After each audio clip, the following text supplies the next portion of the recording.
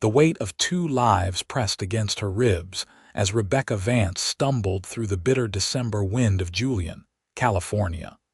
Her swollen belly making each step through the mountain snow, a prayer she feared would go unanswered. The winter of 1883 had descended on the gold mining town, with a vengeance that the old-timers claimed they had not seen in 20 years. Rebecca pulled her threadbare shawl tighter around her shoulders, knowing it did little to protect her, or the twins she carried from the freezing air that turned her breath into white clouds. Her boots, worn thin from months of walking these same wooden sidewalks, crunched against the fresh powder that had fallen during the night. She was 7 months along, perhaps 8, her body stretched impossibly wide with the 2 babies who tumbled and kicked inside her as though they were already fighting for space in a world that had proven cruelly small. The stares began the moment she stepped onto Main Street. Mrs.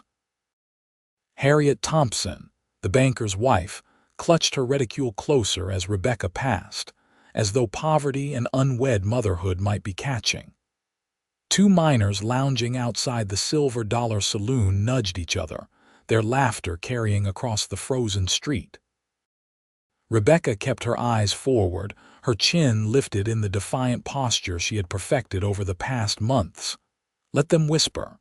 Let them point. She had survived worse than their judgment. She was heading toward the general store, hoping against hope that Mr. Peterson might extend her credit just 1 more week. The small sewing job she had managed to secure barely kept her in the single room she rented above the dress shop, and food had become a luxury she could not always afford. Her stomach growled in hollow complaint, but she pressed her hand against her belly and whispered, "Soon, little ones. Mama will find us something soon." The door of the store stood just ahead when her foot caught on a ridge of ice hidden beneath the snow. Rebecca's arms windmilled frantically as she fought for balance, the weight of her pregnancy pulling her forward. She would have fallen hard if not for the strong hands that caught her waist from behind, steadying her with a grip that was firm but surprisingly gentle. "Easy now," a deep voice said, rich with the slow cadence of Texas or perhaps Oklahoma. "That ice is treacherous today." Rebecca turned to find herself looking up into the bluest eyes she had ever seen. The man who had caught her stood well over 6 feet tall, broad-shouldered beneath a sheepskin coat that had seen better days but was well maintained. His dark brown hair curled slightly beneath the brim of his worn Stetson, and several days' worth of stubble shadowed a strong jaw. But it was his eyes that held her, not just their startling color, but the warmth in them, the genuine concern that seemed so foreign after months of cold stares and harsh words. "Thank you," Rebecca managed, suddenly aware of how close they stood, of his hand still resting lightly at her waist. She stepped back and he released her immediately, though his gaze remained steady on her face.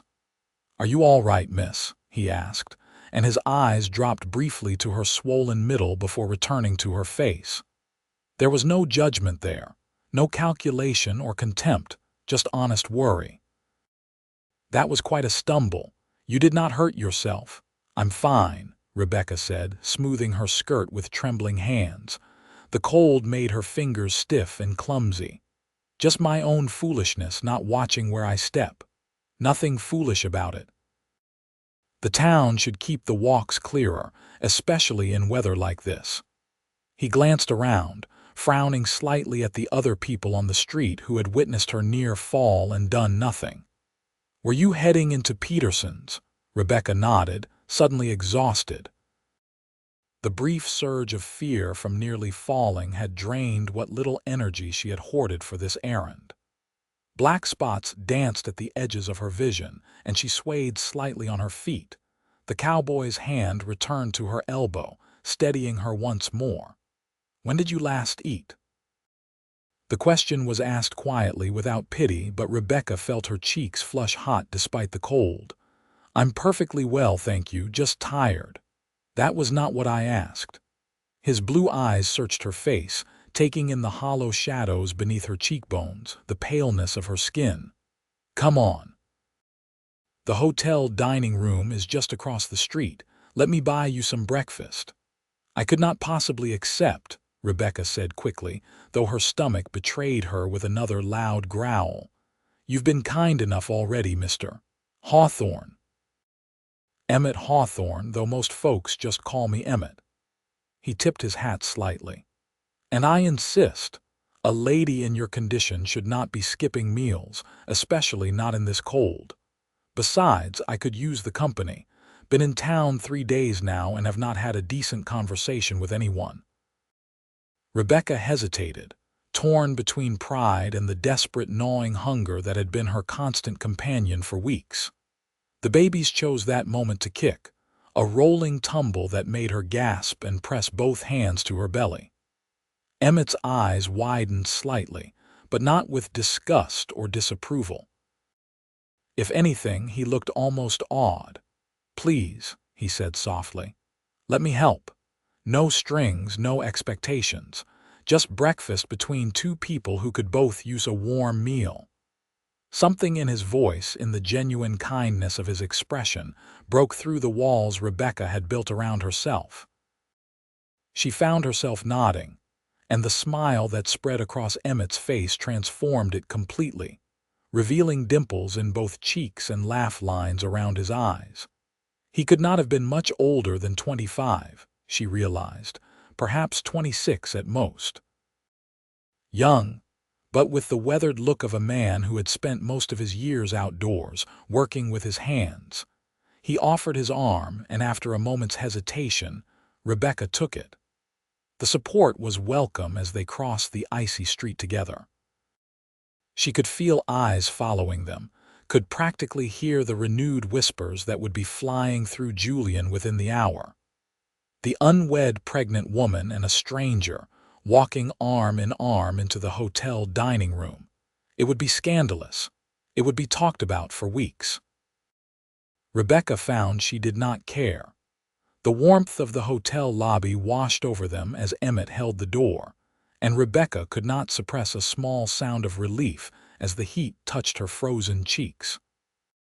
The dining room was half full, mostly men from the surrounding ranches and mines who had come to town for supplies before the next storm hit. Conversations paused as Rebecca entered on Emmett's arm, heads turning to stare. She felt herself tensing, preparing for the comments, the sneers. Emmett seemed to sense her discomfort. His hand covered hers where it rested in the crook of his elbow, squeezing gently. "Ignore them," he murmured, too low for anyone else to hear. "They are not worth your notice." He led her to a table near the back, away from the windows and the draft they let in, and held her chair with such natural courtesy that Rebecca felt tears prick at her eyes. It had been so long since anyone had treated her with simple kindness, with basic human decency. She blinked rapidly as she sat, not wanting to cry in front of this stranger who had already seen too much of her weakness. The waitress who approached their table was Sally Morgan, a girl Rebecca knew from church, though Sally had stopped acknowledging her months ago when the pregnancy had begun to show. The girl's eyes went wide when she recognized Rebecca, her gaze darting between her and Emmett with poorly concealed curiosity. "Coffee for the lady," Emmett said before Sally could speak, his tone pleasant but firm. "And I will have the same. We will both take the full breakfast, eggs, bacon, biscuits, whatever you have got hot, and bring extra biscuits if you please." "Yes, sir," Sally said faintly, scribbling on her pad.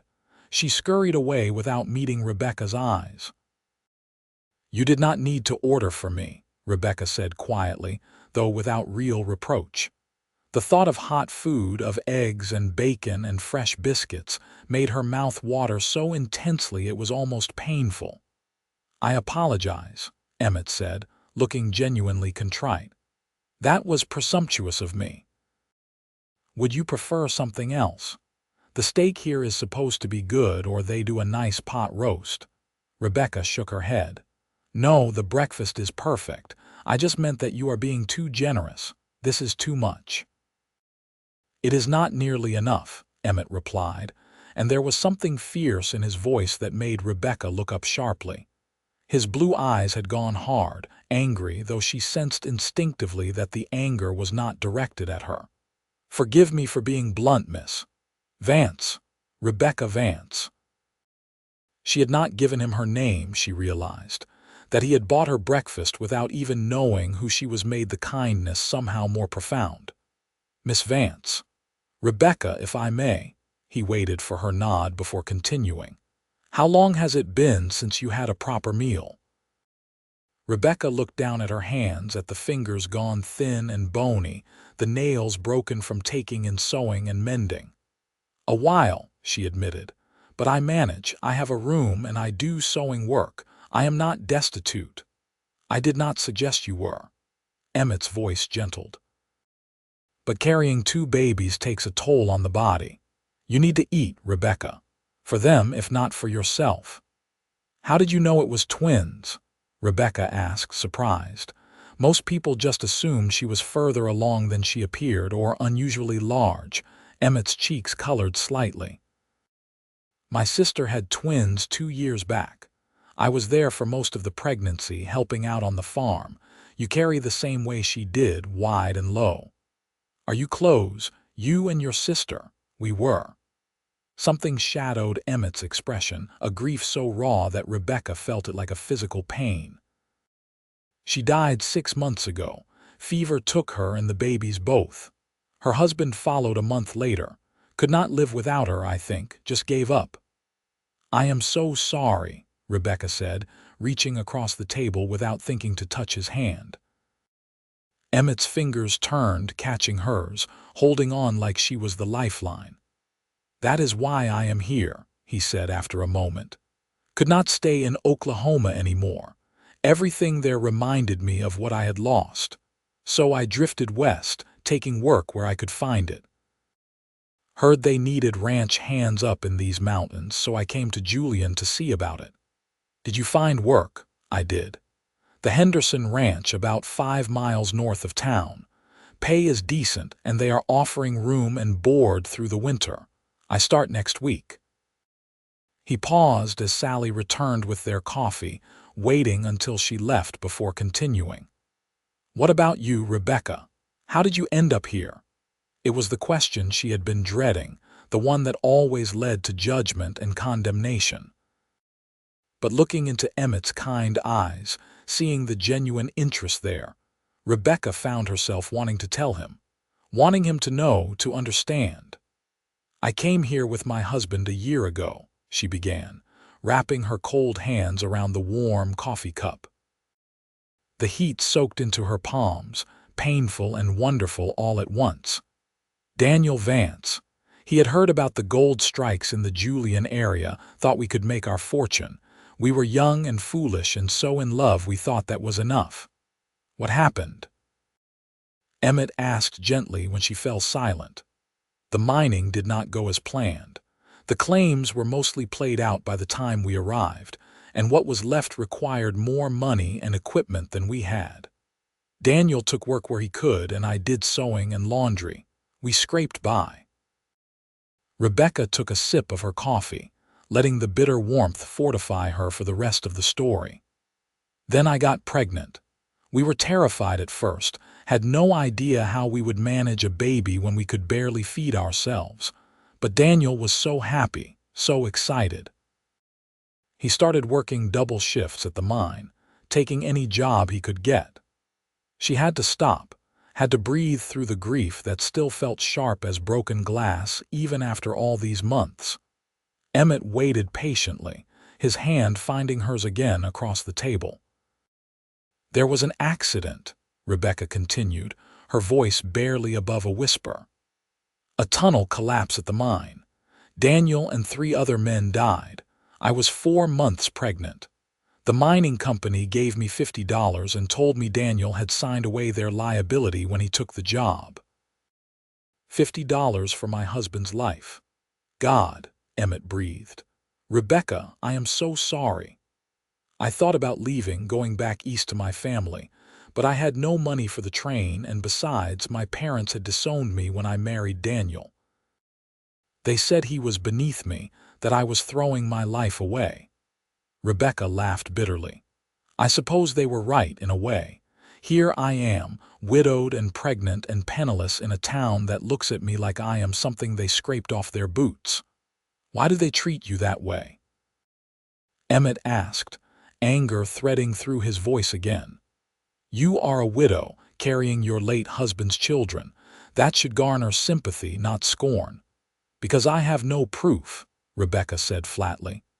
Daniel and I were married by a traveling preacher in a town we passed through on the way here. I have no marriage certificate, no documentation. When I went to the courthouse to try to claim Daniel's body, they had no record of us being married. And when people here found out I was pregnant with no husband and no proof there had ever been a husband, well. She shrugged, the gesture hollow. You can imagine the conclusions they drew. But surely someone believes you, someone who knew you and Daniel together. The people who knew us were mostly other miners, drifters who have since moved on. The few who remain do not want to get involved, do not want to risk their own reputations by defending me. And honestly, I do not blame them. Everyone here is just trying to survive. Sally arrived with their food before Emmett could respond, setting down plates piled high with fluffy scrambled eggs, thick slices of bacon, and golden biscuits that steamed when Rebecca broke one open. Her stomach clenched painfully at the sight, and she had to force herself not to simply grab the food with her hands and stuff it into her mouth. Eat, Emmett said gently, and there was such understanding in his voice that Rebecca knew he recognized how close to starvation she truly was. Take your time, but eat as much as you want. I will order more if you need it. Rebecca did not trust herself to speak. She simply picked up her fork and began to eat, slowly at first, mindful of her shrunken stomach, then with increasing hunger as her body recognized the nourishment it so desperately needed. The eggs were perfect, buttery and soft. The bacon was crispy and salty. The biscuits melted on her tongue. She ate until her plate was clean, then started on the extra biscuits Emmett pushed across to her. He ate his own meal but kept one eye on her the entire time, a small smile playing at the corners of his mouth.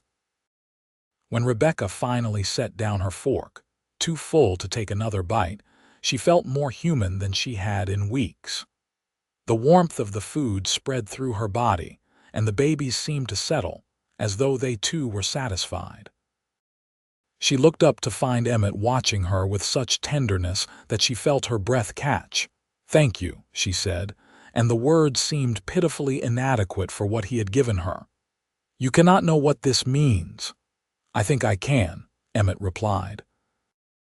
He signaled Sally for more coffee, then leaned forward, his expression serious. "Rebecca, I want to help you, really help you, not just buy you one meal and send you on your way." Rebecca stiffened, the familiar wariness creeping back. She had heard offers of help before, from men who made it clear exactly what they expected in return. "I do not need charity," she said carefully, "and I will not be anyone's mistress or kept woman, no matter how dire my circumstances." "That is not what I am suggesting," Emmett said quickly, holding up his hands. "God, no, I apologize if I gave that impression. What I meant was something more practical. You need help, Rebecca. You are 7 months pregnant with twins alone and from what I can see on the edge of starvation. You will not survive the winter like this, and neither will your babies." "What exactly are you proposing?" Rebecca asked, though part of her was afraid to hear the answer. Emmett took a deep breath. "Marry me." Rebecca stared at him, certain she had misheard. "What, marry me?" Emmett repeated. "Not for romance or love or anything like that. A practical arrangement, a partnership. You need someone to provide for you and your children. He paused, seeming to struggle with the words. I need a purpose. A family. I lost my sister and her babies, and it broke something in me. I have been drifting ever since, going through the motions of living without really being alive. Those babies you are carrying, Rebecca, they deserve a chance at life. A real life with enough food and a warm home and someone to protect them. Let me give them that. Let me give you that. You do not even know me, Rebecca whispered. We met an hour ago. You cannot possibly want to tie yourself to me and 2 children that are not even yours. Can I not? Emmett's blue eyes were intense, burning with a conviction that made Rebecca's heart pound. Maybe I am crazy. Maybe this is the most foolish thing I have ever considered. But the moment I caught you on that street, something in my chest shifted.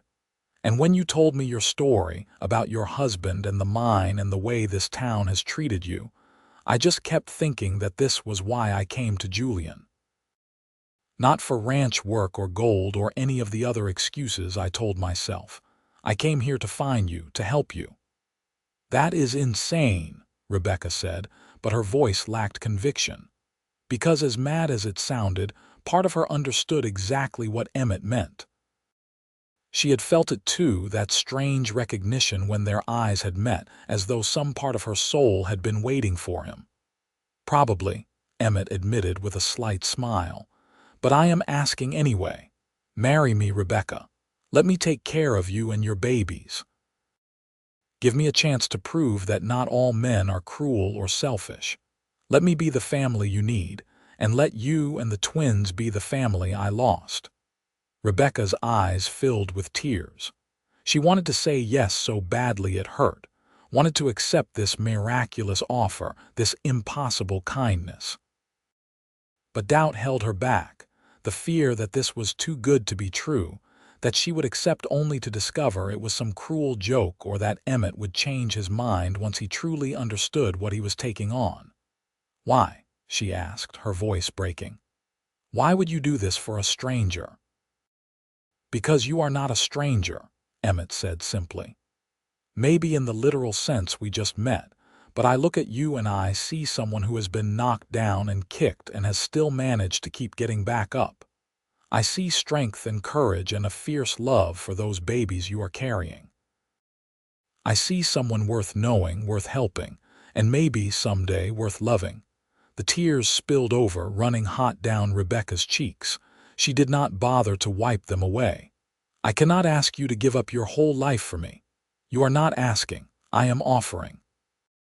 Emmett reached across the table and took both her hands in his. His grip was warm and strong and solid, the most real thing Rebecca had felt in months. I know you have no reason to trust me. I know this is happening fast, probably too fast. So how about this? You do not have to decide right now. Let me court you properly, the way you deserve. Let me prove that I mean what I say. If after a week or 2 you decide you do not want this, that you would rather manage on your own, I will respect that. But please, at least give me a chance. Rebecca looked down at their joined hands, at the way his calloused fingers wrapped around hers so carefully, as though she were something precious. The babies tumbled inside her, and she thought of the long, cold winter ahead, of the dwindling money and the scarce work, and the very real possibility that she would not survive to see her children born. She thought of Emmett's eyes, kind and honest, and filled with a hope she had not seen in anyone's face for so long. She thought of the way he had caught her when she stumbled, the way he had bought her breakfast without hesitation, the way he spoke of her babies as though they already mattered to him. "All right," she whispered. "All right, you can court me, but Emmett, I have to be honest with you. I loved my husband. I loved Daniel with everything I had. I do not know if I can feel that way again. I do not know if I have that in me anymore." "I am not asking you to love me," Emmett said, though something flickered in his eyes that suggested maybe someday he hoped she would. "I am just asking for a chance. For both of us." Rebecca nodded, unable to speak past the lump in her throat. Emmett smiled, that dimpled grin that transformed his whole face, and lifted her hands to his lips, pressing a gentle kiss to her knuckles that sent warmth flooding through her entire body. "Thank you," he said softly. "You will not regret this, Rebecca. I swear it." As they left the hotel together, Rebecca leaning on Emmett's strong arm, she caught sight of their reflection in the window glass. The thin, desperate woman and the tall cowboy, walking side by side. She barely recognized herself, barely recognized the small smile that had crept onto her face. Behind them, the dining room full of gossips and judgmental stares faded into insignificance. For the first time since Daniel's death, Rebecca allowed herself to hope. The next week passed in a blur of small, perfect moments that Rebecca hoarded like jewels. Emmett called on her every day, arriving at her tiny room above the dress shop with gifts he swore were not charity. A warm woolen shawl that he claimed his landlady had been throwing out. A basket of fresh bread and cheese that the ranch cook had sent, knowing he was courting. Firewood he had chopped himself, stacked neatly outside her door. Each time, Rebecca protested, and each time, Emmett found a way to make the gift seem like anything but the charity it was. He took her walking when the weather permitted, his arm steady as she navigated the icy streets that grew more treacherous as the pregnancy advanced. They talked for hours, sharing stories from their childhoods, their dreams and fears, and the small details of their lives that transformed strangers into something more. Rebecca learned that Emmett had grown up on a farm in Oklahoma, the youngest of 4 children. He had left home at 17 to work cattle drives, spending 5 years moving herds from Texas to Kansas before settling down to help his sister and her husband on their farm. He loved horses and hated snakes, and could play the harmonica well enough to make even sad songs sound hopeful. Emmett learned that Rebecca had been raised in Boston, the daughter of a wealthy merchant who had expected her to marry well and produce heirs to carry on the family business. She had met Daniel at a church social, and they had fallen impossibly in love within weeks. Her parents had forbidden the match, appalled that their daughter would choose a working man with nothing but ambition and calloused hands. So Rebecca had done the unthinkable. She had run away, married Daniel in a small town in Pennsylvania, and headed west to build a life far from her family's suffocating expectations. She had been 19 years old and convinced that love could conquer anything. "You regret it?" Emmett asked one afternoon as they sat in the tiny parlor of her room, the cold winter sun slanting through the window. "Running away, leaving your family?" Rebecca considered the question, one hand resting on her swollen belly as the twins performed their eternal acrobatics. "I regret that my parents could not accept Daniel, that they chose their pride over their daughter. But I do not regret loving him or the time we had together. Even though it ended in pain, it was real. It was beautiful." She looked up at Emmett, who sat in the rickety chair across from her, his long legs stretched out and his hat resting on his knee. "Does that make sense?" "Perfect sense," Emmett said quietly. "Love is worth the risk, even when it hurts, even when it ends too soon." There was something in his voice, a longing that made Rebecca's heart ache. She realized suddenly that Emmett was not just helping her out of kindness or obligation. He was lonely, perhaps as lonely as she was. He had lost his sister, his family, the life he had built in Oklahoma. He was adrift, same as her, looking for something to hold onto in a world that seemed determined to tear everything away. "Tell me about her," Rebecca said impulsively. "Your sister. What was she like?" Emmett's face softened, memory gentling the strong lines into something almost boyish. "Her name was Emma. We were close in age, just a year apart, and people used to joke that we were more like twins ourselves. She was fierce, my sister. Tiny little thing, barely 5 feet tall, but she could face down a charging bull without flinching. She was also the kindest person I ever knew. She would give you the last bite of bread if you were hungry, even if it meant she went without. She sounds wonderful, Rebecca said softly. She was. And she would have loved you, I think. Would have loved your spirit, the way you keep fighting even when everything is stacked against you. Emmett leaned forward, his elbows on his knees, his blue eyes serious. I think about her every day. I think about the babies she lost, the life they should have had. And I promise you, Rebecca, I will do everything in my power to make sure your babies get the life Emma's children never had a chance at. Rebecca felt tears prick at her eyes, as they seemed to do constantly these days. Pregnancy had made her weepy, or perhaps it was just the overwhelming emotion of having someone care after so many months alone. You barely know them, they are not even born yet. They are yours, Emmett said simply. That is enough. On the 8th day of their courtship, Emmett arrived at her door with his hat in his hands and determination written across his face. I spoke to the Reverend yesterday, he said without preamble. He agreed to marry us if you are willing, today if you want, or tomorrow, whenever you are ready. Rebecca's heart stuttered. Today, the weather is getting worse. The ranch foreman told me yesterday that they are expecting a big storm in the next few days, possibly the worst of the season. I need to move into the ranch house before it hits, and I want you there with me. Safe, warm, fed. Emmett took a step closer, his eyes searching her face. I know it is fast. I know you probably need more time. But Rebecca, I meant every word I said to you last week. I want to take care of you. I want to marry you and be a father to your babies. I want to give you the life you deserve. Rebecca pressed a hand to her racing heart. Everything was happening so quickly, too quickly. A week ago she had been alone, starving, convinced she would die in this mountain town with no one to mourn her. Now there was this man, this kind, handsome, impossibly generous man, offering her everything she needed and asking for so little in return. What do you get out of this?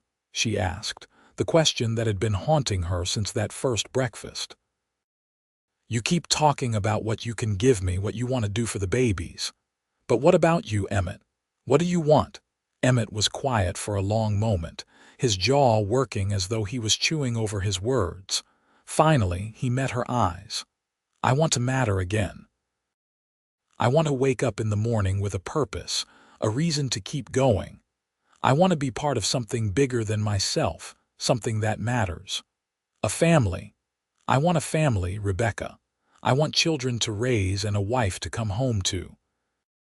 I want to build something good and lasting in a world that seems hell-bent on destroying everything I love. He took her hands, his grip gentle but firm. And I will be honest with you because you deserve nothing less. I am attracted to you, Rebecca. I think you are beautiful and brave and fascinating, and I would very much like the chance to make this marriage more than just a business arrangement. But I will not push. I will not demand anything you are not ready or willing to give.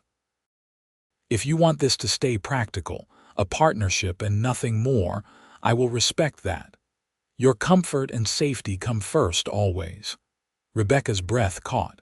She had known on some level that Emmett was drawn to her. She had caught him looking at her when he thought she was not paying attention, had felt the way his touch lingered just a bit too long when he helped her navigate the icy streets. But hearing him say it outright, with such raw honesty, made it real in a way it had not been before. I do not know what I can give you, she said quietly. I am pregnant with another man's children. I am damaged, Emmett, broken. I do not know if I can be the wife you want. You are not broken, Emmett said fiercely. You are grieving and you are struggling, but you are not broken. And I do not need you to be anything other than what you are. Just give me a chance, Rebecca. Say yes. Marry me today, come to the ranch. Let me take care of you through this winter and through the birth.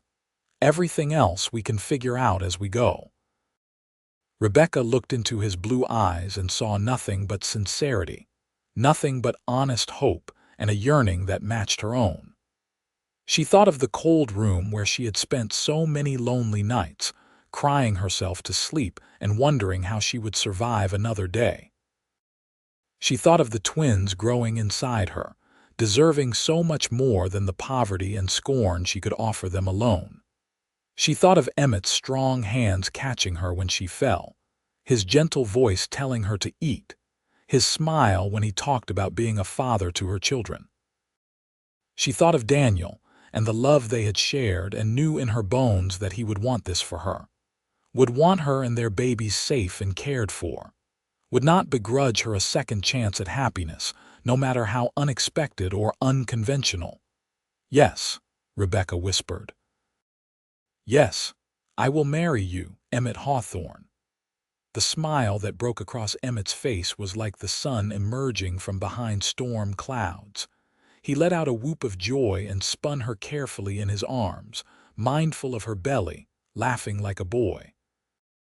Rebecca found herself laughing too, giddy and terrified and more hopeful than she had been in months. They were married 2 hours later in the small church at the edge of town. The Reverend's wife served as witness, her expression pinched with disapproval but her signature on the marriage certificate making it legal all the same. Rebecca wore the best dress she owned, a simple gray wool that had belonged to someone else before her and barely fit over her swollen middle. Emmett stood beside her in clean but worn trousers and a shirt he had obviously pressed for the occasion, his hat held respectfully in his hands. The ceremony was brief, just the essential vows and a quick prayer. When the Reverend told Emmett he could kiss his bride, he hesitated, his eyes questioning. Rebecca nodded, her heart pounding, and Emmett leaned down to press the softest, most chaste kiss to her lips. It lasted barely a second, the merest brush of mouth against mouth, but Rebecca felt it all the way to her toes. "Hello, Mrs. Hawthorne," Emmett murmured against her lips, and Rebecca could hear the smile in his voice. "Hello, husband," she replied, testing out the word. It felt strange on her tongue, foreign yet somehow right. They gathered Rebecca's few belongings from her room, which took all of 15 minutes, then climbed into the wagon Emmett had borrowed from the ranch. He had filled the back with blankets and hay, creating a nest to cushion Rebecca from the worst of the bumps on the mountain road. The ride to the Henderson ranch took nearly an hour, following a winding trail that climbed higher into the snow-covered mountains. Rebecca huddled in her new shawl, watching the landscape change from the scrubby outskirts of Julian to dense pine forest, the trees heavy with snow. "Tell me about the ranch," she said, partly to distract herself from the cold and the jarring of the wagon, partly because she genuinely wanted to know what her new home would be like. "It is a cattle operation, mostly," Emmett explained, his hands steady on the reins. "About 2,000 head, spread out over 20,000 acres of mountain pasture. The Hendersons have been here for 15 years, built the whole operation up from nothing. They are good people, fair employers. A bit rough around the edges like most ranchers, but decent." "How many hands do they employ?" "8 year-round, including me. More in the spring and summer when the herds need moving. Most of the hands live in the bunkhouse, but because I am married now, Mr. Henderson is giving us the foreman's cabin. It is small but solid, 2 rooms plus a loft. There is a good stove and a well just outside." "It sounds perfect," Rebecca said, and meant it. After months in a single room with a fireplace that barely heated the space, the idea of a whole cabin seemed like luxury. The ranch came into view as they crested a hill, sprawling across a wide valley surrounded by pine-covered peaks. The main house was a sturdy 2-story structure built from logs and stone, smoke rising from its chimneys into the gray sky. Behind it clustered several outbuildings: the bunkhouse, a large barn, a stable, and the smaller cabin Emmett had mentioned. Cattle dotted the snowy pastures, dark shapes against the white landscape, and Rebecca could see several men working near the barn, their breath forming clouds in the cold air. Emmett drove the wagon directly to the cabin, pulling up in front of a neat little structure that looked like it had been recently chinked and repaired. He jumped down and came around to help Rebecca, his hands at her waist lifting her carefully to the ground. She stood for a moment, looking at the cabin that was now her home, feeling a strange mix of excitement and fear. "Welcome home, Rebecca," Emmett said softly, and something in his voice made her eyes sting with tears yet again. The inside of the cabin was better than she had dared hope. The main room served as kitchen and living area, with a large iron stove dominating one wall and a sturdy table with 2 chairs positioned near the window. Simple shelves held basic dishes and cookware, and someone had stocked the small pantry with flour, salt, beans, and other staples. The second room held a real bed, larger than the narrow cot Rebecca had been sleeping on, covered with a thick quilt that looked handmade. A ladder led up to the loft, currently empty but perfect for children someday. "The ranch hands helped me set it up yesterday," Emmett explained, looking almost bashful. "I told them I was getting married, and they insisted on helping. Mrs. Henderson sent over the quilt and the pantry supplies as a wedding gift."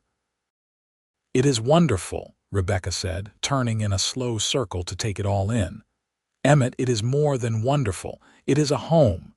She saw his shoulders relax, relief washing over his face. "I am glad you like it." "I know it is not much compared to what you probably grew up with in Boston, but it is perfect," Rebecca interrupted firmly. "Truly. I would take this cabin and your kindness over all my father's money any day." Emmett's smile could have lit the room. "Are you hungry? I could make us some dinner." "I am not the best cook, but I can manage beans and bacon well enough." "Let me," Rebecca said, moving toward the stove. "I need to learn where everything is anyway, and cooking will help me feel useful." They worked together in comfortable silence, Emmett stoking the fire while Rebecca rummaged through the pantry and assembled a simple meal. It felt strange and right all at once, this domestic scene, the two of them moving around each other in the small space like they had been doing this for years, rather than hours. Rebecca found herself relaxing in increments, the warmth of the cabin and the presence of her new husband easing the constant tension she had carried for months. They ate at the small table as darkness fell outside, the windows turning into black mirrors that reflected the golden lamplight. Emmett told her about the ranch routine, what his days would look like now that winter had truly set in. Rebecca half listened, more focused on the simple pleasure of having enough food, of not having to worry where her next meal would come from. When the dishes were washed and put away, an awkward silence fell. Rebecca found herself suddenly, acutely aware that they were married, that night had fallen, and that there was only one bed in the cabin. She felt her cheeks heat and busied herself wiping down the already clean table. "Rebecca," Emmett said gently, and she forced herself to look up at him. "I will sleep in the loft tonight. I want you to take the bed, be comfortable." "Emmett, no, this is your home. I cannot kick you out of your own bed. You are not kicking me out." "I am choosing to sleep up there, at least for now." He moved closer, his expression serious. "I meant what I said earlier. I will not push you for anything you are not ready to give. We are married, yes, but I want you to feel safe here. I want you to trust me." "That is more important than sharing a bed." Rebecca felt her throat tighten with emotion. "You are a good man, Emmett Hawthorne." "I am trying to be the man you deserve," he replied, and the honesty in his voice made her believe him. That night, Rebecca lay in the comfortable bed, warm for the first time in months, her hand resting on her belly as the twins settled into sleep. Above her, she could hear the soft sounds of Emmett arranging blankets in the loft, trying to get comfortable on what was probably a hard floor. Guilt pricked at her, but so did gratitude, and beneath that, a growing affection for this man who had appeared in her life like an answer to a prayer she had not known how to voice. The storm Emmett had predicted arrived 2 days later with a vengeance that shocked even the old-timers. Snow fell for 3 days straight, piling up against the cabin walls until the windows were half buried, and the world outside became a white blur. The temperature dropped so low that water left in a cup overnight froze solid, and the wind howled like a living thing, rattling the shutters and finding every tiny gap in the walls. Rebecca had never been so grateful for shelter in her life. She spent those storm days learning the rhythms of the cabin, cooking meals for Emmett when he came in half frozen from tending the cattle, mending his clothes and the spare shirts the other ranch hands brought over.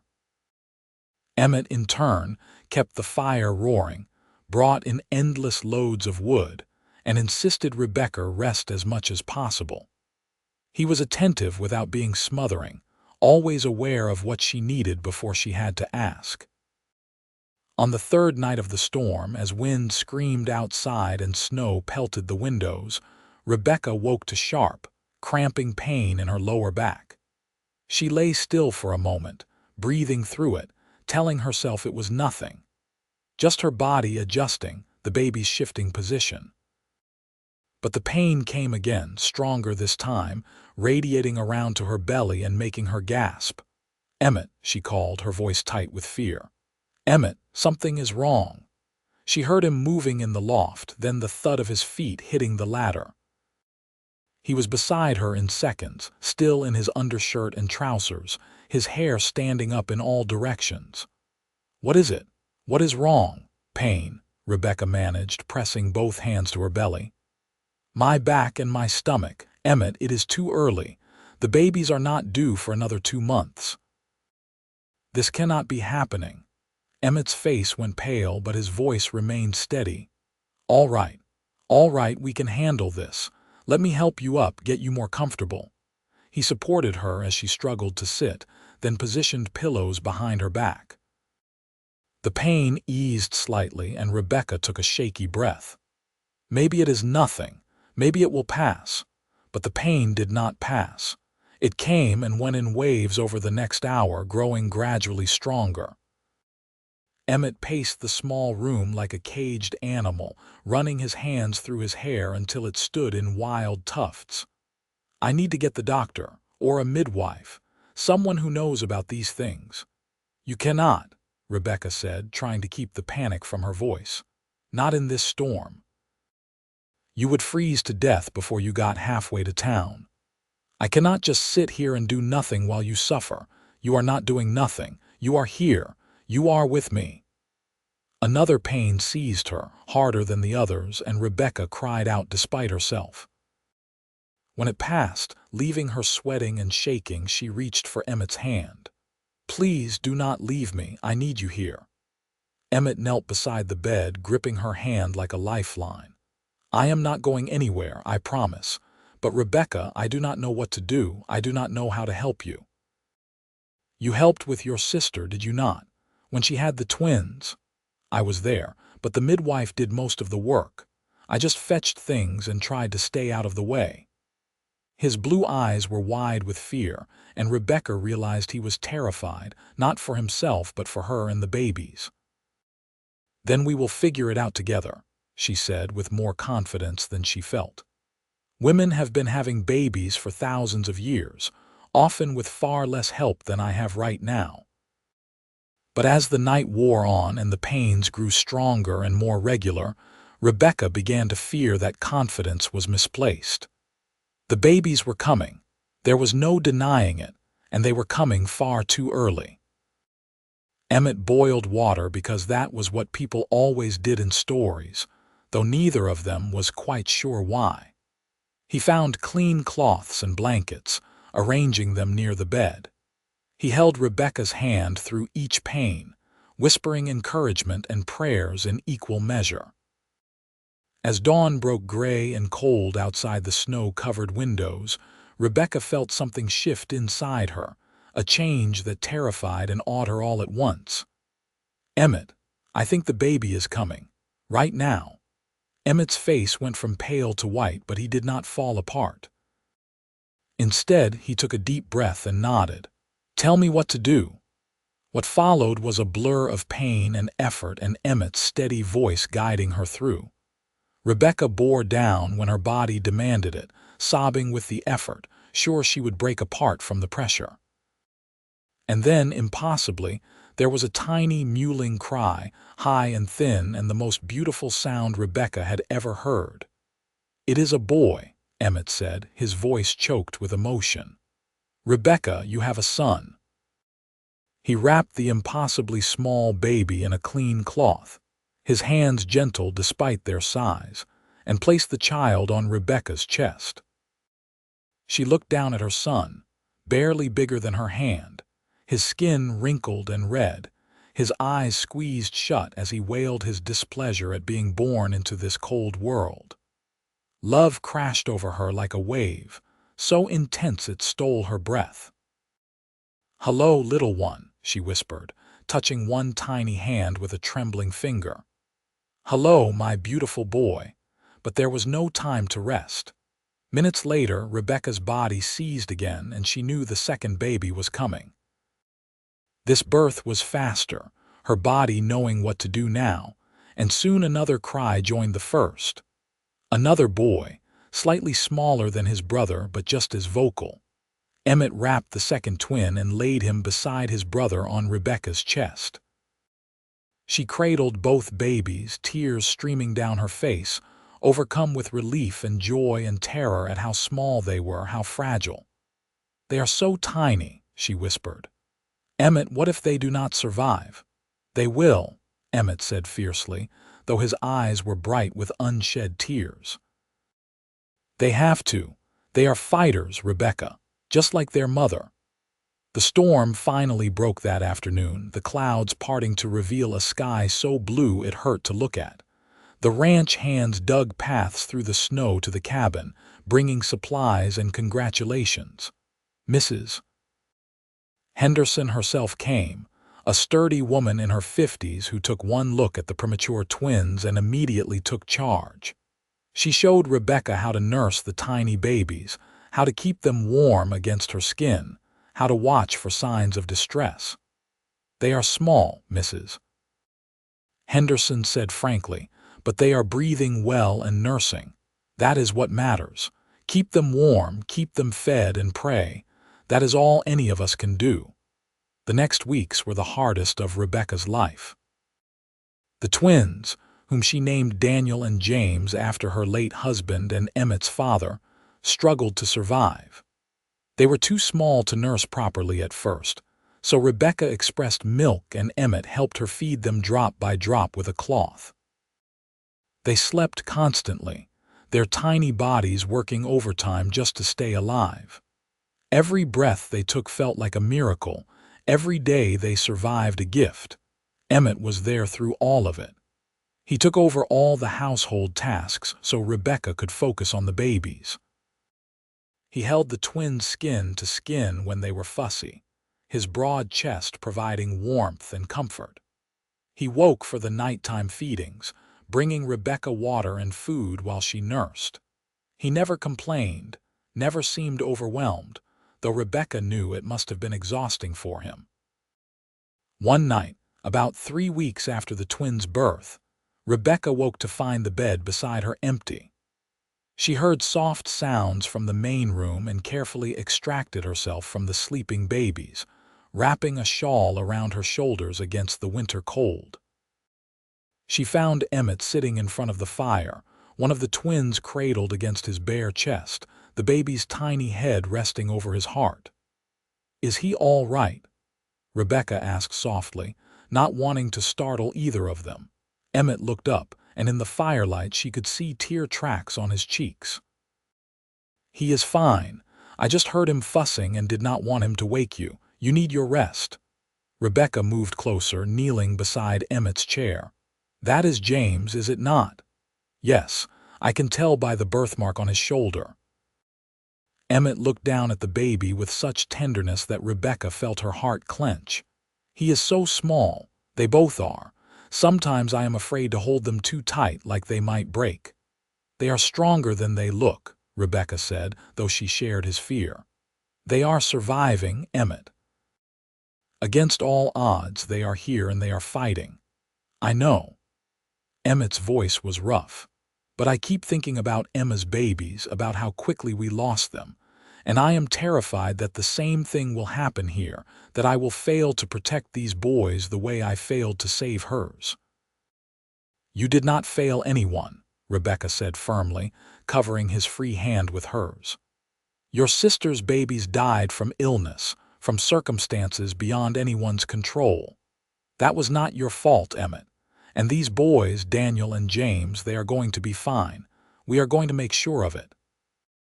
Emmett turned his hand to grip hers, his eyes searching her face in the flickering firelight. "How can you be so sure?" "Because they have you," Rebecca said simply. "They have a father who loves them enough to sit up all night holding them, who feeds them and keeps them warm and prays over them. That has to count for something." "I am not their father," Emmett said quietly. "Not really." "Yes, you are." Rebecca's voice was fierce now. "Blood does not make you a father, Emmett. Being there does. Loving them does. You are more of a father to these boys than many men are to their biological children. Do not ever doubt that." Emmett stared at her for a long moment, something shifting in his expression. Then he leaned forward and kissed her, soft and sweet and full of a longing that made Rebecca's breath catch.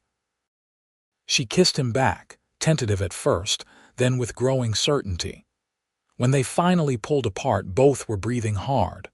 "I love you," Emmett whispered. "I know it is probably too soon, that you probably do not feel the same, but I need you to know, I love you, Rebecca. I think I have since the moment I caught you on that icy street." Rebecca's eyes filled with tears, but they were not sad tears. "I do not know if what I feel is love yet," she said honestly, "but I care for you, Emmett, more than I thought I could care for anyone after losing Daniel. And I think, given time, I could love you. I want to love you." "That is enough," Emmett said, smiling through his own tears. "That is more than enough." They sat together in front of the fire for a long time, the baby asleep on Emmett's chest, their hands entwined. Outside, the winter wind howled through the mountains, but inside the cabin all was warm and safe and filled with a fragile, growing hope. The twins continued to thrive as winter gradually loosened its grip on the mountains. By the time spring began to show its first tentative signs, melting the snow into rushing streams and coaxing the first wildflowers from the ground, Daniel and James had doubled their birth weight and were nursing vigorously. Their cries had grown from thin mewls to lusty wails that could wake the entire ranch, and Rebecca had never been so happy to lose sleep. Emmett had moved into the bedroom shortly after that night by the fire, though they had not yet consummated their marriage. Rebecca was still healing from the birth, and Emmett seemed content to simply hold her at night, their bodies pressed together for warmth, his arm draped protectively over her, and the twins who slept in a cradle beside the bed. It was an intimacy Rebecca had not expected, this gentle, patient courtship within marriage. As the weather improved, Emmett began taking Rebecca and the twins on short walks around the ranch. The babies were bundled in blankets, taking turns being carried against Rebecca's or Emmett's chest. The fresh air seemed to do them good, and Rebecca marveled at how alert they were becoming, their eyes tracking movement, their tiny hands grasping at fingers.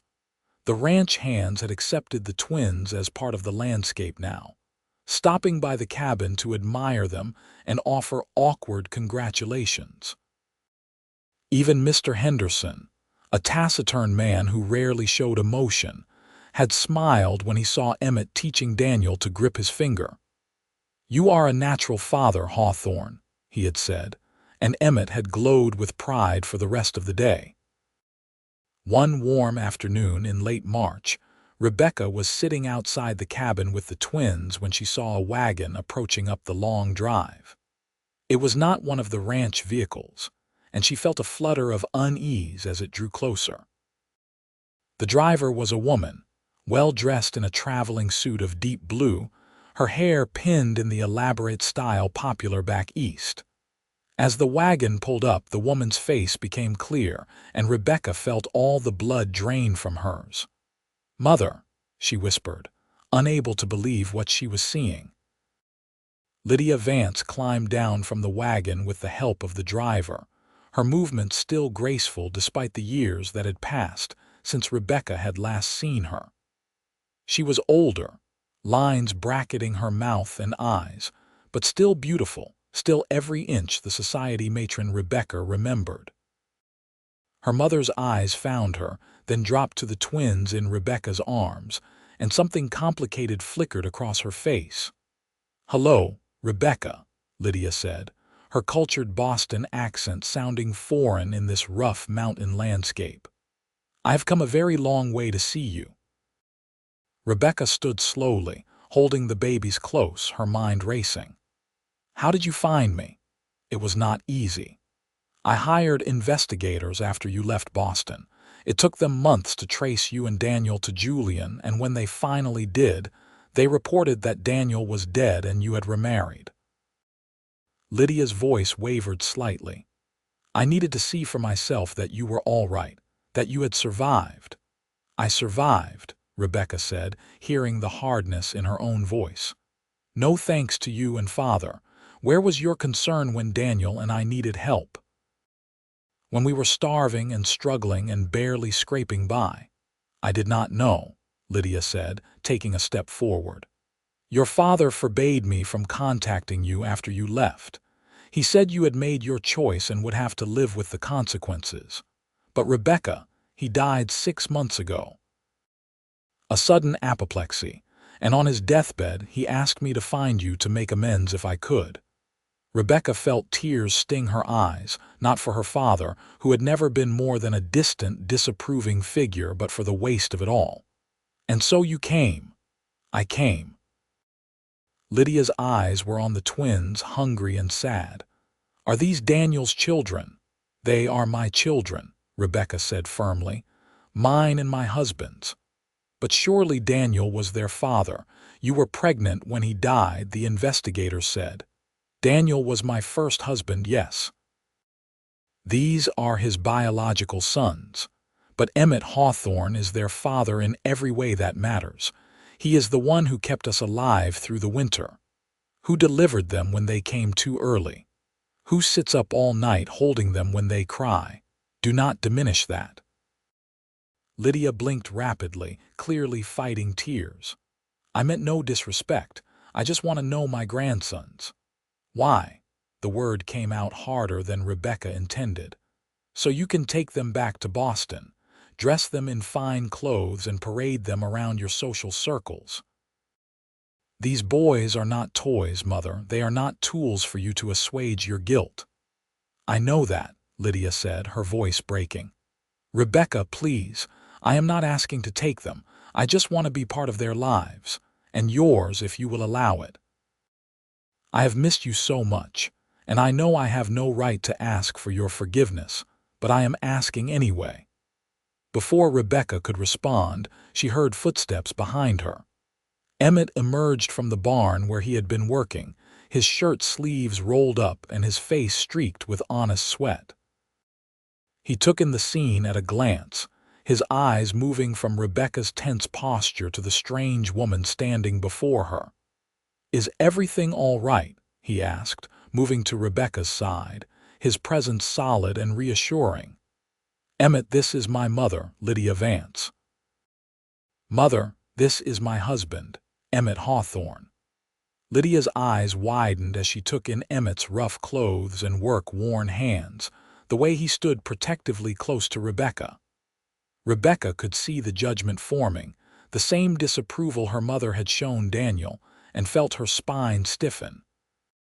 But then Lydia surprised her. She stepped forward and offered her hand to Emmett, her expression grave. "It is a pleasure to meet you, Mr. Hawthorne. Thank you for taking care of my daughter and my grandsons."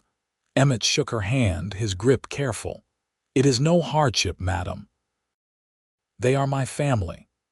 Something in Lydia's face softened at that, and when she looked at Rebecca again, there were tears streaming down her cheeks. "I am so sorry," she whispered, "for everything, for not supporting you when you needed it, for choosing your father's pride over your happiness, for missing so much of your life.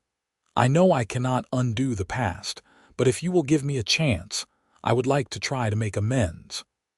Rebecca looked at her mother, at the genuine remorse in her eyes, and felt something in her chest loosen.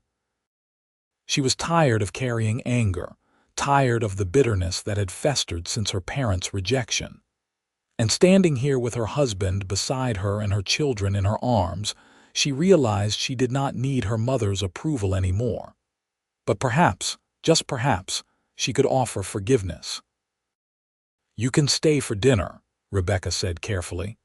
"Meet the twins properly, we can talk. But Mother, I need you to understand something. This is my life now. Emmett is my husband and this ranch is my home. I am not going back to Boston, and I am not going to raise my children the way you raised me. If you want to be part of our lives, it will be on our terms." "I understand," Lydia said quickly. "And I accept. Whatever you need, whatever you are willing to give, I will take gratefully." Dinner that evening was awkward at first, all of them trying too hard to fill the silences. But as the meal progressed and Lydia held each of the twins, marveling at their tiny fingers and perfect features, the tension began to ease. She told Rebecca about Boston, about the changes since she had left, about the scandals and marriages and all the small dramas of society life that seemed so trivial now. In turn, Rebecca told her mother about Julian, about the hard early days with Daniel and the devastating loss, about meeting Emmett and the unlikely love that had bloomed between them. "You are happy here," Lydia said, and it was not quite a question. "I am," Rebecca replied, looking at Emmett across the table. He smiled at her, that dimpled grin that still made her heart skip, and she felt a surge of affection so strong it almost hurt. "Happier than I ever thought I could be after losing Daniel." "He would be glad," Lydia said softly.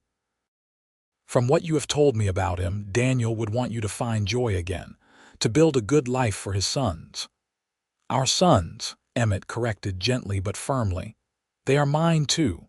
Lydia inclined her head. "Of course, forgive me, your sons."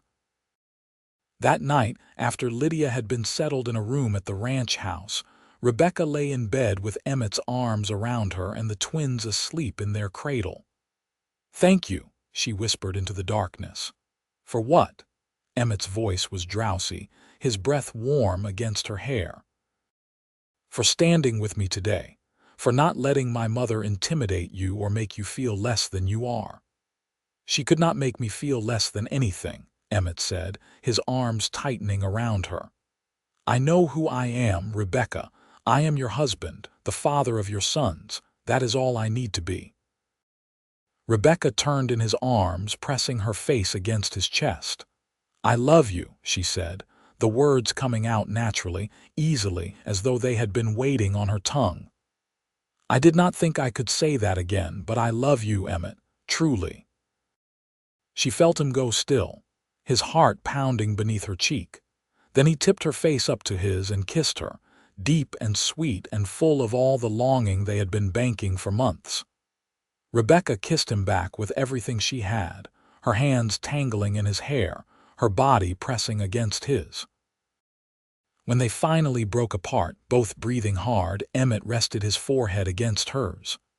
"Are you sure?" he asked, his voice rough. "Your body, the babies were only born 2 months ago. I do not want to hurt you." "I am sure," Rebecca whispered. "I have waited long enough. I want this."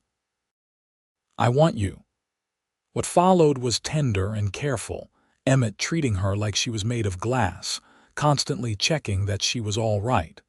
Rebecca had forgotten what it was like to be touched with desire, to feel wanted and cherished. With Daniel, it had been passionate and wild, two young people consumed by first love. With Emmett, it was different, slower and more deliberate, but no less intense. He learned her body as though it was sacred text, every gasp and sigh a revelation. And when they finally joined together, moving in ancient rhythm, Rebecca felt complete in a way she had not since Daniel's death. Afterward, they lay tangled together, sweaty and sated and grinning like fools. Emmett traced lazy patterns on Rebecca's bare shoulder, his touch feather light. "I have imagined this," he admitted, his voice husky. "Every night since I met you, I have lain up in that loft and imagined what it would be like to hold you, to love you properly." "And," Rebecca prompted, looking up at him through her lashes, "did reality live up to the fantasy?" "Reality was better," Emmett said seriously. "So much better. Because it is real, Rebecca. You are real and you are mine, and I get to wake up beside you every morning for the rest of my life." "For the rest of our lives," Rebecca corrected and kissed him again.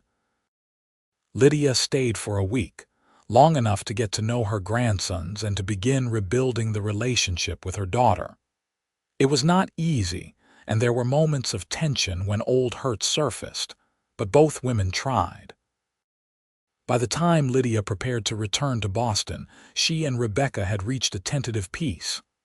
"I will write," Lydia promised as she climbed into the wagon. "And if you would allow it, I would like to send things for the boys, clothes perhaps, or toys." "I have so much, Rebecca, and no one to share it with now that your father is gone." "You can send things," Rebecca agreed. "But Mother, we do not need charity. Emmett provides well for us." "I know," Lydia said, looking at Emmett with something like respect. "He is a good man. Better than I gave him credit for at first. You chose well, daughter." After Lydia left, life at the ranch settled into a new routine. The twins grew rapidly, reaching all their milestones and transforming from tiny, fragile newborns into chubby, active babies. Daniel was the quieter of the two, content to observe the world with serious gray eyes, while James was louder and more demanding, always wanting to be held or entertained. Emmett threw himself into fatherhood with the same dedication he brought to everything else. He carved wooden toys for the boys, built them a larger cradle when they outgrew the first one, sang them to sleep with off-key lullabies that made Rebecca laugh. He was patient when they cried, gentle when they fussed, and absolutely besotted in a way that made Rebecca fall more in love with him every day. Their physical relationship deepened too, the initial awkwardness giving way to easy intimacy. They learned each other's bodies, what brought pleasure and what brought comfort. Some nights were passionate, all heat and urgency. Other nights were tender, slow explorations that felt more like worship than lovemaking. And always, always, there was the bone-deep satisfaction of holding each other after, skin to skin, hearts beating in sync. As summer ripened across the mountains, turning the meadows gold and filling the air with the scent of pine and wildflowers, Rebecca realized she had never been happier. Not even in the early days with Daniel, when everything had been new and exciting, had she felt this settled, this content. She loved the rhythm of ranch life, the way the seasons marked time, the sense of being part of something larger than herself. One evening in late July, as she and Emmett sat on the porch watching the twins play on a blanket in the grass, Rebecca reached for his hand. "I am pregnant again," she said quietly. Emmett's head whipped around, his eyes wide. "What? Pregnant? About 2 months along, I think." "I was not sure at first, but now I am certain." A grin spread across Emmett's face, so wide it looked like it might split his cheeks. "Rebecca, that is wonderful. That is the best news." He scooped her into his arms, spinning her around despite her laughing protests, then set her down gently, his hands going immediately to her still flat stomach. "A baby, our baby. Are you happy?" Rebecca asked, though she could see the answer written all over his face. "I am beyond happy. I am ecstatic, terrified but ecstatic." Emmett knelt in front of her, pressing a kiss to her belly through the fabric of her dress. "Hello in there, little one. I am your papa, and I already love you more than you can possibly know." Rebecca ran her fingers through his hair, her own heart overflowing. This baby would be different from the twins, she knew. This baby would be the fruit of the love she and Emmett had built together, proof that second chances existed, that broken hearts could heal and love again. The pregnancy progressed smoothly, easier than the one with the twins had been. Rebecca was healthier this time, well-fed and well-rested, with a husband who doted on her and insisted she take it easy. Emmett waited on her hand and foot, doing all the heavy chores and half the light ones, until Rebecca had to put her foot down and insist she was pregnant, not an invalid. The twins, now walking and getting into everything, seemed to sense that something was changing. They were fascinated by Rebecca's growing belly, patting it with their small hands and babbling at the baby they could not yet see. Emmett assured them they would be wonderful big brothers, and Rebecca could tell he believed it. As fall painted the mountains in shades of gold and crimson, Rebecca went into labor. This time there was no panicked emergency, no premature birth in the middle of a blizzard. Mrs. Henderson attended her, a calm, capable presence, and though the labor was long and hard, it was uncomplicated. Just after dawn, as golden light spilled through the cabin windows, Rebecca delivered a healthy baby girl. "A daughter," Emmett breathed, cradling the tiny, perfect baby in his large hands. "We have a daughter, Rebecca." "What should we name her?" Rebecca asked, exhausted but elated. Emmett looked down at the baby, at her shock of dark hair and tiny, perfect features. "Emma," he said softly, "after my sister, if that is all right with you." Rebecca felt tears prick her eyes. Emma is perfect. Watching Emmett with their daughter was a revelation. He was tender with all the children, but there was something special about the way he held little Emma, as though she was the most precious thing in the world. He sang to her, told her stories, carried her everywhere in a sling against his chest. The twins, at a year old now, toddled after him like ducklings, and Rebecca would often find all four of them napping in a pile. Emmett sprawled on the floor with a child draped over each limb. Winter came again, but this year Rebecca faced it without fear. The cabin was warm and well-stocked. The children were healthy and thriving. And Emmett was there, her partner in all things, the man who had said, "Let me carry you all," and had meant it with every fiber of his being. On a cold December evening, almost exactly 2 years after that fateful day when Emmett had caught Rebecca on the icy street, they sat together by the fire. The children were all asleep, the twins in their beds in the loft, Emma in her cradle near the hearth. Rebecca leaned against Emmett's shoulder, his arm warm around her waist. "Do you ever think about that day we met?" she asked quietly. "All the time," Emmett replied. "Best day of my life, even though I did not know it at the time." "Mine too." Rebecca tilted her head to look up at him. "You saved me, you know, saved all of us." "I think we saved each other," Emmett said, kissing her forehead. "I was just as lost as you were, Rebecca, just as broken. You gave me purpose, a reason to keep living. You gave me a family." "And you gave me hope," Rebecca whispered. "When I had none left, you showed me that life could be good again, that I could be happy. I will spend the rest of my life being grateful for that. Then we will spend the rest of our lives being grateful together," Emmett said, and kissed her properly, deep and sweet and full of promise. The years that followed were not always easy. Ranch life was hard, and there were lean times and setbacks, illnesses and injuries, and the normal trials of raising children. But through it all, Rebecca and Emmett faced everything together, their love deepening and evolving with each passing season. The twins grew into sturdy, adventurous boys who followed their father everywhere, learning to ride and rope and care for cattle. Emma developed into a bright, curious girl with her father's blue eyes and her mother's determination.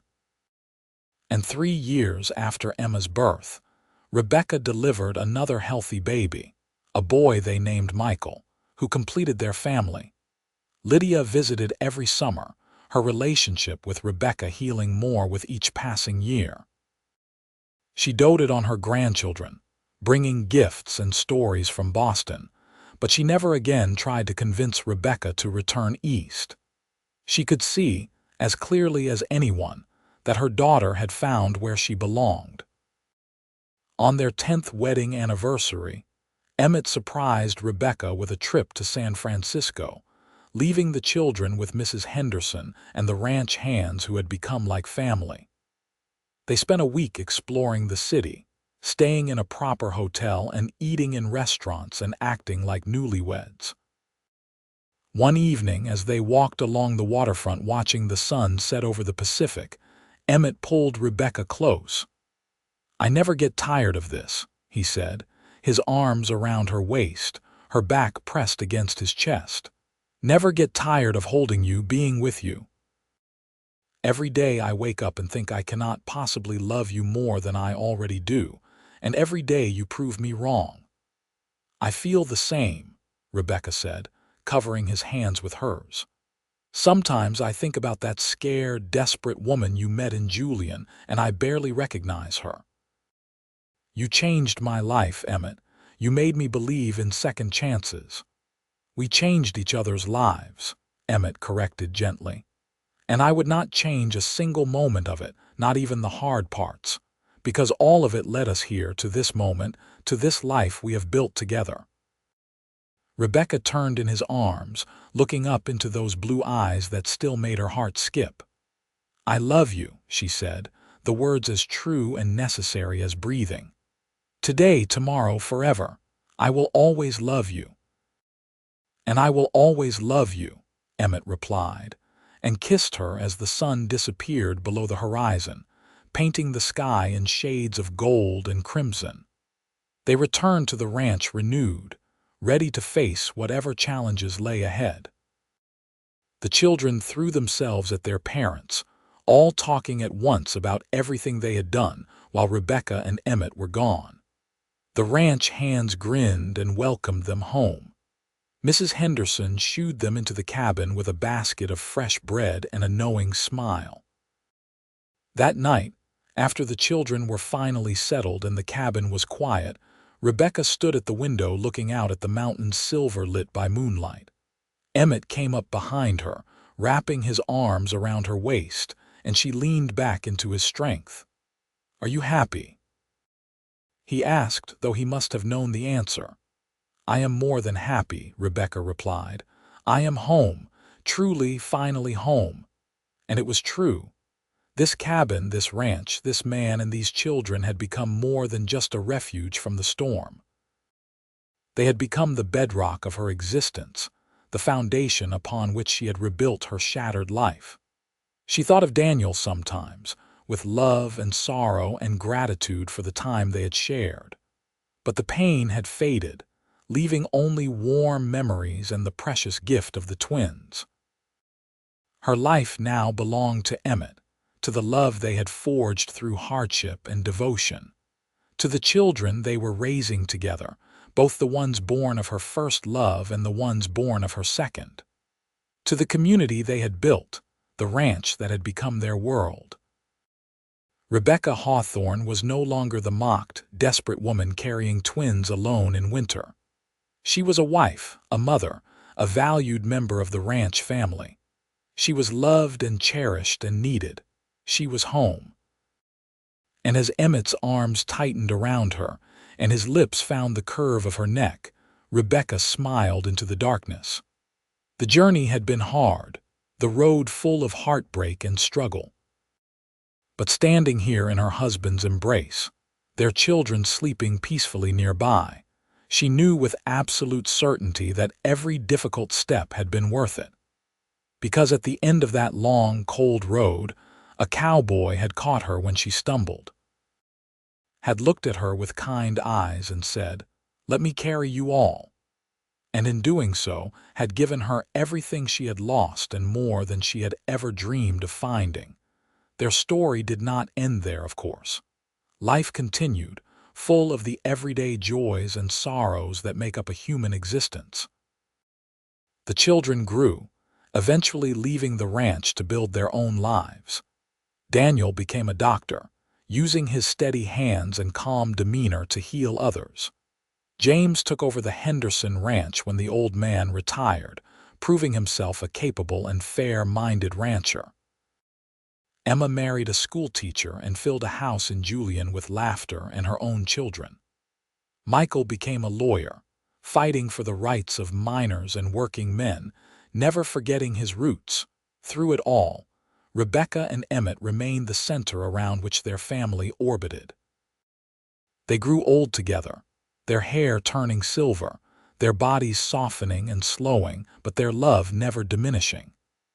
They celebrated 50 years of marriage surrounded by children and grandchildren, a gathering so large it filled the ranch house to bursting. 50 years, Rebecca marveled that night as she and Emmett prepared for bed, her joints stiff but her heart full. "Can you believe it? Feels like both forever and no time at all," Emmett replied, helping her with the buttons she could no longer manage on her own. His fingers were gnarled with arthritis but still gentle, still sure. "Best 50 years of my life." "Mine too," Rebecca said, turning to cup his weathered face in her hands. "Every single day with you has been a gift, Emmett Hawthorne." "The gift was mine," Emmett insisted, as he always did. "Finding you, loving you, building this life with you. That was the real blessing." They lay down together as they had for 50 years, fitting together like puzzle pieces, his arm around her waist, her head on his chest. Rebecca listened to the steady beat of his heart and felt peace settle over her like a blanket. "No regrets?" Emmett asked softly, as though he already knew the answer but needed to hear it one more time. "Not a single one," Rebecca replied. "You were my second chance, Emmett. My unexpected miracle. I would not change anything about our life together." "Good," Emmett said, pressing a kiss to her silver hair. "Because neither would I." They drifted off to sleep together, hands entwined, hearts beating in sync. Outside, the wind whispered through the pines, and somewhere in the distance a coyote howled at the moon. The ranch continued its eternal rhythms, seasons turning, life going on as it always had. But in the small cabin where their story had begun, an old cowboy and his beloved wife slept peacefully, surrounded by the echoes of a love that had defied odds and survived storms both literal and metaphorical. A love that had started with a simple act of kindness on an icy street and had grown into something vast and unshakable. A love that had proven, beyond any shadow of doubt, that second chances exist, that broken hearts can heal. That family is made not just by blood, but by choice and commitment and the daily decision to show up for the people you love. That sometimes, when you are at your lowest, when the world has turned its back and you can barely take another step, someone will appear. Someone who will look at you not with judgment or pity, but with recognition and kindness. Someone who will say, without hesitation or expectation of reward, "Let me carry you all." And if you are very, very lucky, that someone will stay. Will keep their promise through blizzards and births, through lean times and plenty, through all the messy, beautiful, impossible work of building a life together. Rebecca and Emmett Hawthorne were very lucky indeed, and they knew it, treasured it, never took it for granted. From that first breakfast in the hotel dining room to their last breath drawn in each other's arms some 60 years later, they lived with gratitude for the gift they had been given, the gift of love, of family, of home, the gift of each other. And that, in the end, was more than enough. It was everything.